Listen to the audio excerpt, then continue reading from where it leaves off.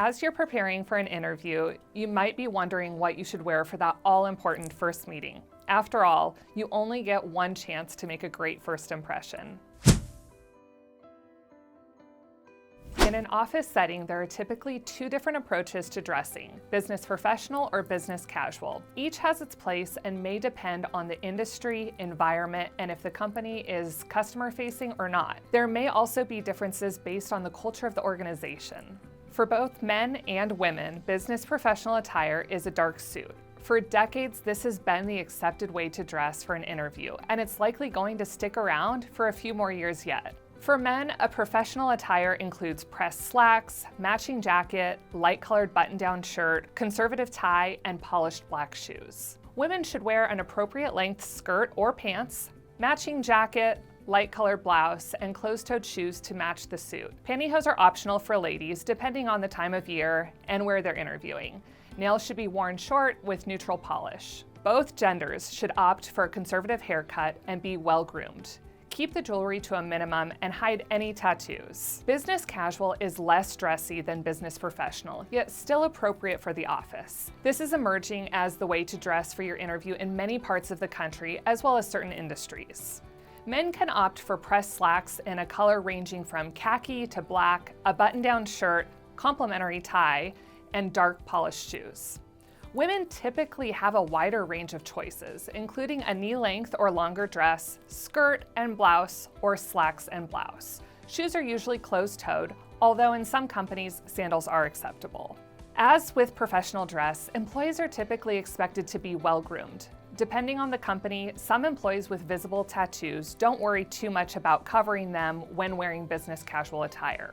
But in an interview where you're not sure what the expectation is, it's best to keep them hidden. The adage, dress for the job you want, not the job you have, should be your mantra. Always dress a level up for an interview. The interview committee will be impressed with a suit and dismayed with jeans. There are more and more instances when you can get away with not wearing a suit to an interview.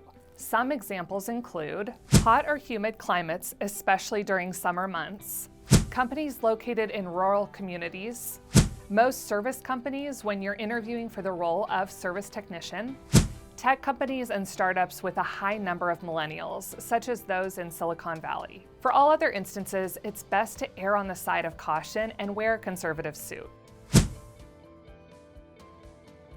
What if the company where you want to work is a place where everyone wears shorts and t-shirts? This could be at a gym where you want to work as a fitness instructor. Remember, you don't work there, at least not yet, so dress accordingly. It's better to dress up rather than down. For instance, in a hospital, doctors and nurses wear scrubs, but if you're interviewing for a position, you'd still wear a suit. In every instance, no matter what, avoid these clothing choices when you dress for your interview. Shorts, jeans, t-shirt, cut-off shorts or shirts, club attire, sneakers, flip-flops, Birkenstocks, or any other non-dress sandal, facial jewelry, including nose rings and tongue rings, large earrings, or an overabundance of jewelry. If you clink when you walk, it's probably too much. You may also want to tone down the perfume, cologne, or aftershave. Some people are sensitive to smells, and yours could turn them off immediately. Also, if you smoke, avoid doing so prior to your interview so you don't smell like you do.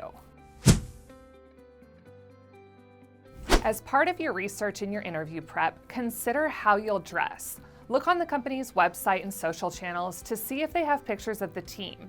That will give you an insight into how they're dressed. You can also look up individual employees on LinkedIn to see their profile pictures, which will likely reflect what they wear in the office. If all else fails, you can ask the person who schedules your appointment.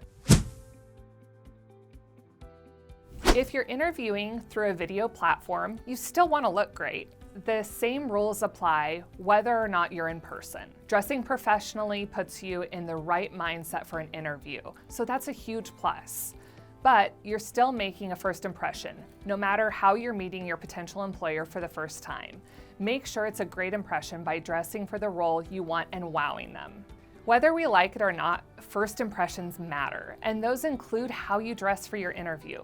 To ensure you're meeting the mark, remember, know the difference between business professional and business casual. Do your research so you know which is more appropriate for your interview. Not sure? Level up and go with professional dress. Review the things you shouldn't be wearing in your interview, such as jeans and sneakers.